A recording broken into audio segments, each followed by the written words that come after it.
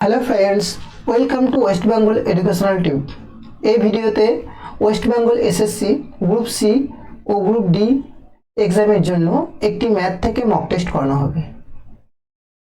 এই মক টেস্টের অঙ্কগুলি প্রিভিয়াস ইয়ারে গ্রুপ সি ও গ্রুপ ডিতে যেমন ধরনের ম্যাথ এসেছিল সেই অনুকরণে তৈরি। দেখো, প্রথম অঙ্কটি একটি সংখ্যার 40%, অপর একটি সংখ্যার 60%-এর সমান। যদি প্রথম সংখ্যা 240 হয় তবে দ্বিতীয় সংখ্যা কত? দেখো, প্রথম সংখ্যা হচ্ছে 240, তাহলে 240-এর 40%, 240-এর 40% হলো, সেটা কি হচ্ছে? সেটা অপর সংখ্যার 60%-এর সমান। তো অপর সংখ্যাটা তো কত জানি না, অপর সংখ্যাটা আমি x ধরে নিচ্ছি, তার 60%-এর সমান। ঠিক আছে, তাহলে x সমান কত হবে? এখান থেকে x সমান হবে 240 গণিত 40% বাই 60%। ঠিক আছে, পার্সেন্টেজ কেটে দিলাম। 60 4 240 আর 4 4 16, 160। ঠিক আছে, তাহলে দ্বিতীয় সংখ্যাটি কত? 160। অপশন সি হচ্ছে কারেক্ট অ্যান্সার। পরের অঙ্কটা দেখো, এ ও বি একটি কাজ যথাক্রমে 18 দিন ও 24 দিনে করতে পারে। তারা একসাথে কাজ শুরু করে, কিন্তু এ 6 দিন পর কাজ ছেড়ে দেয়। মোট কত দিনে কাজ শেষ হবে? দেখো, এ কাজটা করতে পারে কত দিনে? 18 দিনে। আর বি কত দিনে করতে পারে? 24 দিনে। আমি টোটাল কাজটা ধরে নিচ্ছি 18 আর 24-এর লসাগু 72 ইউনিট। ঠিক আছে, টোটাল কাজ ধরে নিচ্ছি 72 ইউনিট। তাহলে এ 72 ইউনিট কাজটা করে হচ্ছে 18 দিনে। তাহলে এর কার্যক্ষমতা কত হবে? এ একদিনে কতটা করবে? 72কে 18 দিয়ে ভাগ করলে 4 ইউনিট। ঠিক আছে, তাহলে এর কার্যক্ষমতা মানে এর এফিসিয়েন্সি হচ্ছে 4 ইউনিট পার ডে। ঠিক আছে, একইভাবে বি এর 4 ইউনিট পার ডে। বি এর দেখো, বি 24 দিনে 72 ইউনিট কাজ করতে পারে, তাহলে একদিনে কত করবে? 72কে 24 দিয়ে ভাগ করলে 3 ইউনিট পার ডে। এটা হচ্ছে বি এর এফিসিয়েন্সি। তাহলে এ আর বি যদি একসঙ্গে কাজ করে, এ আর বি একসঙ্গে যদি কাজ করে মানে একত্রে, একদিনে কত ইউনিট কাজ করবে? একত্রে একদিনে কাজ করবে, একদিনে কতটা কাজ করবে? 4 আর 3 7, কত ইউনিট কাজ করবে? 7 ইউনিট। কিন্তু এ আর বি একদিনে কতটা কাজ করেছে? অঙ্কিত করে দিয়েছে যে কাজ শুরু হওয়ার একসাথে কাজ শুরু করে, কিন্তু 6 দিন পর এ কাজ ছেড়ে দেয়। তাহলে 6 দিন তো এ আর বি একসঙ্গে করছে, তাহলে এ আর বি 6 দিনে কতটা কাজ করবে? এ আর বি একত্রে 6 দিনে কাজ করবে। 7 গুণিত 6 মানে হচ্ছে কত ইউনিট? 42 ইউনিট কাজ করবে। টোটাল কাজ কত ইউনিট? টোটাল কাজ হচ্ছে তোমার 72 ইউনিট। ঠিক আছে, তাহলে অবশিষ্ট কাজ কত? অবশিষ্ট কাজ হচ্ছে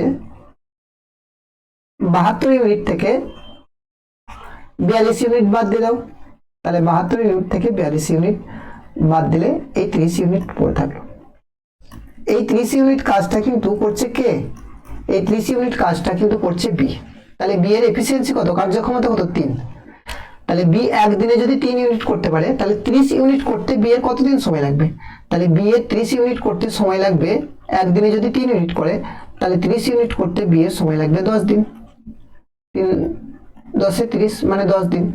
তাহলে কাজটা শেষ হতে টোটাল কতদিন সময় লাগবে? প্রথমে তো 6 দিন একত্রে দুজন করেছিল, 6 দিন, আর বি এর একা কাজটা করতে সময় লাগছে 10 দিন। তাহলে মোট সময় হচ্ছে তোমার কতদিন? মোট সময় 10 যোগ 6 মানে 16 দিন। ঠিক আছে, অপশন সি হচ্ছে, অপশন ডি হচ্ছে কারেক্ট অ্যান্সার। পরেরটা দেখো, 3টি কয়েল এবিসি একটি ট্যাঙ্ক যথাক্রমে 12, 15 এবং 20 ঘন্টায় ভরতে পারে। একসাথে খুললে কত ঘন্টায় ট্যাঙ্কটা ভরবে? ঠিক আছে, তাহলে দেখো 3টি ট্যাঙ্ক আছে। এই ট্যাঙ্কটা এ কলটা ট্যাঙ্কটাকে 12 ঘন্টায় ভর্তি করতে পারে। বি কলটা ট্যাঙ্কটাকে ভর্তি করতে পারে 15 ঘন্টায়, আর সি ট্যাঙ্কটা ভর্তি করতে পারে 20 ঘন্টায়। ঠিক আছে, তাহলে দেখো আমি ধরে নিচ্ছি ট্যাঙ্কটায় মোট জল ধরে 12, 15 আর 60, 20 লসাগু হচ্ছে 60। ঠিক আছে, 60 ইউনিট ট্যাঙ্কটিতে জল ধরে। তাহলে এ কত ইউনিট জল ভরবে ঘন্টায়? 60কে 12 দিয়ে 12 ঘন্টায় তো 60 ইউনিট এ জল ভরে দিচ্ছে, মানে ট্যাঙ্কটাকে ভর্তি করে দিচ্ছে, তাহলে 5 ইউনিট ভরবে।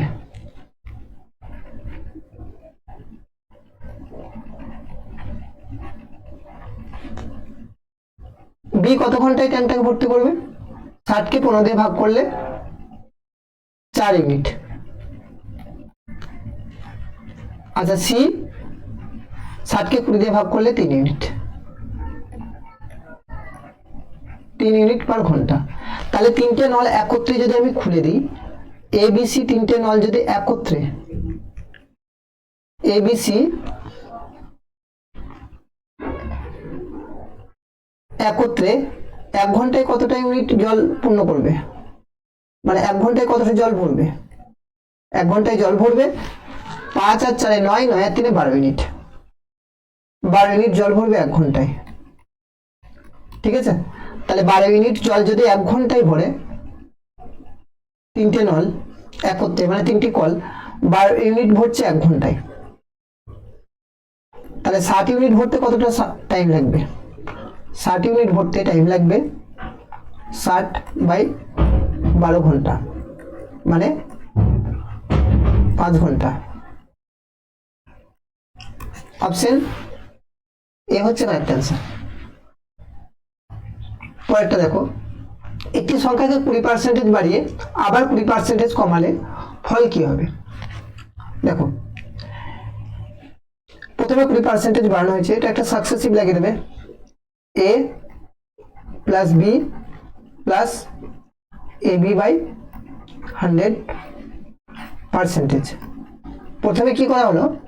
প্রথমে 20% বাড়ানো হলো, আবার 20% কমানো হলো, 20% বাড়ানো হলো, 20% কমানো হলো, তাহলে প্লাস আর একবার মাইনাস, তাহলে প্লাসে মাইনাসে মাইনাস হবে, 20 গুণিত 20/100%। তার মানে কত হলো দেখো, 20 কেটে দিলাম, 0 দুটো 0 কাটলো, -4%, -4% মানে 4% কম হবে। অপশন সি হচ্ছে কারেক্ট অ্যান্সার। একটি দ্রব্যের ক্রয় মূল্য 20% কমানো হলো, পরে আবার 20% বাড়ানো হলো, চূড়ান্ত ফল কি হবে? আগের অঙ্কটার মতোই সাকসেসিভ লাগিয়ে দেবো, প্রথমে 20% 25% কমানো হয়েছে, তাহলে -25, তারপর আবার 20% বাড়ানো হয়েছে, +20, প্লাসে মাইনাসে -25 গুণিত 20/100%। তাহলে কত হবে দেখো, 25 থেকে 20 বাদ দিলে -5, আর 25 দুগুণে 50 মানে 500, -5% মানে -10%, তাহলে 10% কমবে। অপশন সি হচ্ছে কারেক্ট অ্যান্সার। পরেরটা দেখো, দুটি সংখ্যার অনুপাত বলে দিচ্ছে 7:11, সংখ্যাটার তাদের পার্থক্য বলেছে 96, তাহলে 7 আর 11 এর পার্থক্য কত? 4। ঠিক আছে, তাহলে এই 4 ইউনিট মানেই হচ্ছে তোমার 96, তাহলে 1 ইউনিট মানে 96/4, 96/4 করলে 24, তাহলে 1 ইউনিট মানে হচ্ছে 24। বড় সংখ্যাটা কত? 11, তাহলে 11 মানে কত? 11 এর সঙ্গে 24 গুণ করে দাও, তাহলে 11 এর সঙ্গে 24 গুণ করলে হবে 4 6 264, তাহলে বড় সংখ্যাটা হচ্ছে 264। অপশন এ হচ্ছে কারেক্ট অ্যান্সার। পরেরটা দেখো, একটি ট্রেন একটি খুঁটিকে 15 সেকেন্ডে এবং 180 মিটার প্ল্যাটফর্মকে 33 সেকেন্ডে অতিক্রম করে, তো ট্রেনটির দৈর্ঘ্য কত? দেখো খুঁটিকে অতিক্রম করা মানে ট্রেনটা নিজের দৈর্ঘ্য অতিক্রম করা, তাহলে ট্রেনটি নিজের দৈর্ঘ্য অতিক্রম করছে, ট্রেনটা নিজের দৈর্ঘ্য অতিক্রম করছে 15 সেকেন্ডে। ঠিক আছে, কত সেকেন্ডে? 15 সেকেন্ডে। ঠিক আছে, আর প্ল্যাটফর্মকে অতিক্রম করছে 33 সেকেন্ডে। ঠিক আছে, নিজের দৈর্ঘ্য তো থাকছে, প্লাস প্ল্যাটফর্মের দৈর্ঘ্যটা অতিক্রম করছে, প্ল্যাটফর্মের দৈর্ঘ্যটাকে অতিক্রম করছে কত সেকেন্ডে? 33 সেকেন্ডে। তাহলে বলো, যদি আমি 33 সেকেন্ড থেকে 15 সেকেন্ড বাদ দিয়ে দিই, তাহলে 33 সেকেন্ড থেকে 15 সেকেন্ড বাদ দিলে, 33 থেকে 15 সেকেন্ড যদি আমি বাদ দিয়ে দিই, তাহলে থাকছে 18 সেকেন্ড। এই 18 সেকেন্ডে কিন্তু ট্রেনটা প্ল্যাটফর্মের দৈর্ঘ্য অতিক্রম করবে। ঠিক আছে, তাহলে প্ল্যাটফর্মের দৈর্ঘ্য কত 180 মিটার, তাহলে 18 সেকেন্ডে ট্রেনটা কতটা যাবে 180 মিটার যাবে। কত মিটার 180, মানে 18 সেকেন্ডে ট্রেনটা কিন্তু 180 মিটার যেতে পারে। ঠিক আছে, আর ট্রেনটা প্ল্যাটফর্মের দৈর্ঘ্য প্লাস নিজের দৈর্ঘ্য অতিক্রম করতে কিন্তু 33 সেকেন্ডই সময় লাগবে, কারণ প্ল্যাটফর্মেরও তো নিজের দৈর্ঘ্য তো কিছুটা আছে, নিজের দৈর্ঘ্য তো 15 সেকেন্ড লাগছে না যেতে, তাহলে ট্রেনটা 18 সেকেন্ডে যাচ্ছে 180 মিটার, 1 সেকেন্ডে কতটা যাবে 10 মিটার, 180/18, তাহলে ট্রেনটা 15 সেকেন্ডে কতটা যাবে, 15 সেকেন্ডে যাবে 10 গুণিত 15, 10 গুণিত 15 মানে 150 মিটার। তাহলে ট্রেনটা এই যে 15 সেকেন্ডে যাচ্ছে 150 মিটার, আর 15 সেকেন্ডে ট্রেনটা খুঁটিকে অতিক্রম করছে, তাহলে ট্রেনটা নিজের দৈর্ঘ্যই হচ্ছে 150 মিটার। অপশন সি হচ্ছে কারেক্ট অ্যান্সার। পরের অঙ্ক দেখো, 3 বছরে 10% চক্রবৃদ্ধি সুদে টাকা হয় 1331 টাকা হলে মূলধন কত? দেখো 10% মানে হচ্ছে 1/10, ঠিক আছে, 10/100 মানে 1/10, তাহলে মূলধন যদি প্রথম বছরে 10 টাকা হয় তাহলে চক্রবৃদ্ধি সুদে হবে 11 টাকা।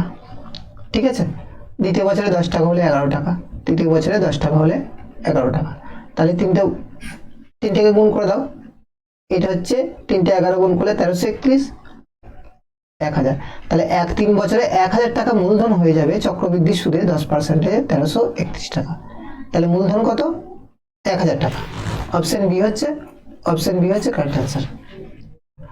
পরের প্রশ্ন দেখো, 5 নম্বর মোট নম্বরের 40%, একজন পরীক্ষার্থী 60 নম্বর পেলে পাস করতো, মোট নম্বর কত?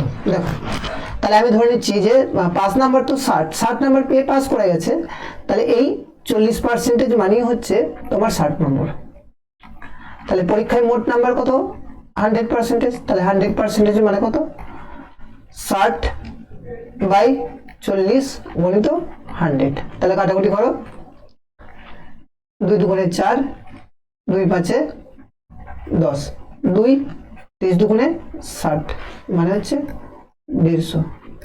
ঠিক আছে, অপশন সি হচ্ছে কারেক্ট অ্যান্সার। ঠিক আছে, পরের প্রশ্ন দেখো, একটি সংখ্যাকে 8 দ্বারা ভাগ করলে ভাগফল 12 হয় এবং ভাগশেষ 5 হয়, সংখ্যাটি কত? তাহলে আমরা জানি ভাজ্য সমান, মানে সংখ্যাটা হচ্ছে ভাজ্য সমান ভাজক গণিত ভাগফল যুক্ত ভাগশেষ, তাই তো? তাহলে এখানে বলো যে ভাজক কত, ভাজক হচ্ছে 8, ভাগফল কত 12, আর ভাগশেষ হচ্ছে 5, তাহলে 8 12 96 প্লাস 5, 96 প্লাস 5 মানে 101, অপশন সি হচ্ছে কারেক্ট অ্যান্সার। তাহলে সংখ্যাটা হচ্ছে 101। পরের অঙ্কটা দেখো, এক্স অনুপাত ওয়াই কত বলেছে 5:7, ঠিক আছে, ওয়াই অনুপাত জেড এটা কত বলেছে 14:15, ঠিক আছে। দেখো একটু খেয়াল করো যে এখানে ওয়াই এর মান হচ্ছে তোমার 7 আর এখানে ওয়াই এর মান হচ্ছে 14, তাহলে দুটো ওয়াই এর ভ্যালুকে সমান করতে হবে, 7 আর 14 লসাগু হচ্ছে 14, তাহলে এখানে 7কে 14 করতে গেলে 2 দিয়ে গুণ করতে হবে, ঠিক আছে, তাহলে 2 দিয়ে গুণ করলে কত হবে 10:14, ঠিক আছে। তাহলে এখন আমরা লিখতে পারি যে এক্স অনুপাত ওয়াই অনুপাত জেড সমান 10:14:15, তাহলে এখান থেকে আমি বলতে পারি যে এক্স অনুপাত জেড সমান 10:15, তাহলে এটা কত 5 × 10 5 × 3 = 15, তাহলে এক্স এর সঙ্গে জেড এর অনুপাত হচ্ছে 2:3, অপশন এ হচ্ছে কারেক্ট অ্যান্সার। পরের অঙ্কটা দেখো, একটি আয়তক্ষেত্রের ক্ষেত্রফল হচ্ছে 672 আর দৈর্ঘ্য প্রস্থের চেয়ে 4 মিটার বেশি হলে প্রস্থ কত? দেখো আয়তক্ষেত্রের ক্ষেত্রফল মানে আয়তক্ষেত্রের এরিয়া সমান জানি আমরা লেন্থ ইনটু ব্রেথ, মানে দৈর্ঘ্য ইনটু প্রস্থ, ঠিক আছে, লেন্থ ইনটু ব্রেথ এটাই জানি, ক্ষেত্রফল সমান দৈর্ঘ্য ইনটু প্রস্থ, তাহলে আয়তক্ষেত্রের ক্ষেত্রফল মানে কি দৈর্ঘ্য ইনটু প্রস্থ, লেন্থ ইনটু ব্রেথ, ঠিক আছে। এবার দেখো যে দৈর্ঘ্য কত বলেছে, দৈর্ঘ্য প্রস্থের চেয়ে 4 মিটার বেশি, তাহলে প্রস্থ কত? আমি ধরে নিচ্ছি যে প্রস্থ এখানে যদি 24 মিটার হয় তাহলে দৈর্ঘ্য কত হবে 28 মিটার। প্রস্থ যদি 26 হয় তাহলে দৈর্ঘ্য কত হবে 30। প্রস্থ যদি 28 হয় তাহলে দৈর্ঘ্য হবে 32, কারণ দৈর্ঘ্যটা 4 মিটার বেশি বলেছে। আর প্রস্থ যদি 32 হয় তাহলে দৈর্ঘ্য হবে কত, 4 মিটার বেশি মানে 36। অঙ্কেতে ক্ষেত্রফলটা কত বলেছে, 672। তাহলে দৈর্ঘ্য প্রস্থের গুণফল 672 হবে। এককের অঙ্কে কত আছে, 2 আছে। তাহলে দেখো 4টে 32, এককের অঙ্কে 2 আসছে, এটা হতে পারে। 6 আর 0, 6 0 0, একক অঙ্কে 0 আসছে, এটা হবে না। 8 দুগুণে 16, একক অঙ্কে 6 আসছে, হবে না। 6 দুগুণে 12, একক অঙ্কে 2 আসছে, হতে পারে। তাহলে এই দুটো অপশনের মধ্যে একটা হবে। তো প্রথমে আমি 24 আর 28 গুণ করি। তাহলে 24 আর 28 যদি গুণ করো তাহলে কত হচ্ছে, 4টে 32 2 হাতে থাকলো 3, 8 দুগুণে 16 আর 3 19, ঠিক আছে। 4 দুগুণে 8, 2 দুগুণে 4, তাহলে 2 8 আর 9 17, 672, ঠিক আছে। তাহলে অপশন এই হচ্ছে কারেক্ট অ্যান্সার। পরের দেখো, পরের অঙ্কটা, 1 এর স্কয়ার প্লাস 2 এর স্কয়ার প্লাস 3 এর square plus dot dot dot plus 20 square সমান কত। ঠিক আছে, এটা একটা সূত্র আছে। সূত্রটা হচ্ছে যে বর্গের যোগফল, এর একটা সূত্র আছে n into n plus 1 into 2n plus 1 by 6। দেখো এখানে n কত, n হচ্ছে 20, n প্লাস 1 মানে 20 আর যোগে 1 21, 2n মানে n তো 20, 20 দুগুণে 40 প্লাস 1 41 বাই 6। তাহলে দেখো এটা 3 দিয়ে কাটো, 3 দুগুণে 6, 3 7 21, 2 10 20, তাহলে 7 একে 7, 4 7 28, 41 কে 7 দিয়ে গুণ করলাম আর 10 আছে, একটা শূন্য বসে গেল, 2870। অপশন এ হচ্ছে কারেক্ট অ্যান্সার।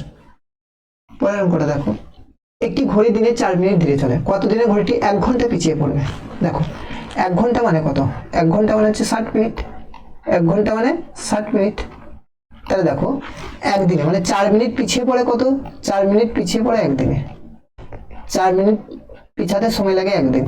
তাহলে 60 মিনিট পিছাতে কত দিন সময় লাগবে, তাহলে 60 মিনিট পিছাতে সময় লাগবে 60 বাই 4 দিন, মানে কত, 15 দিন। ঠিক আছে, অপশন সি হচ্ছে কারেক্ট অ্যান্সার। পরেরটা দেখো, একটি সংখ্যার 1/3 অংশ থেকে 16 কমালে ফল হয় সেই সংখ্যার 1/4 অংশ। সংখ্যাটি কত। দেখো প্রথমে আমি 1/3 আর 1/4 লিখলাম, ঠিক আছে। আমি সংখ্যাটা ধরে নিচ্ছি 3 আর 4 এর লসাগু হচ্ছে 12, আমি সংখ্যাটা ধরে নিচ্ছি 12 ইউনিট, ঠিক আছে। তাহলে এই সংখ্যাটা যদি 12 ইউনিট হয়, তাহলে 12 ইউনিটের 1/3 অংশ মানে কত, 4 ইউনিট। আর 12 ইউনিটের 1/4 অংশ মানে কত, 12 ইউনিটের 1/3 অংশ মানে হচ্ছে 4 ইউনিট, আর 12 ইউনিটের 1/4 অংশ মানে হচ্ছে 3 ইউনিট।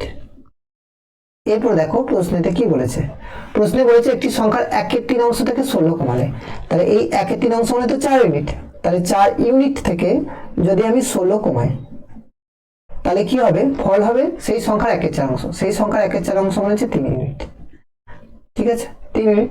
তাহলে দেখো 4 ইউনিট থেকে 3 ইউনিট বিয়োগ করো, তাহলে 1 ইউনিট মানে হচ্ছে 16, আর সংখ্যাটা কত, 12 ইউনিট, তাহলে 12 ইউনিট মানে কত হবে, 16 গুণিত 12, ঠিক আছে। তাহলে 6 72, 2 হাতে 7, 12 কে 12, 12 আর 7 19, 192। তাহলে সংখ্যাটা হচ্ছে 192। অপশন বি হচ্ছে কারেক্ট অ্যান্সার। এই ভিডিওতে ম্যাথের একটি মক টেস্ট করালাম, পরের ভিডিওতে আরো মক টেস্ট করাবো।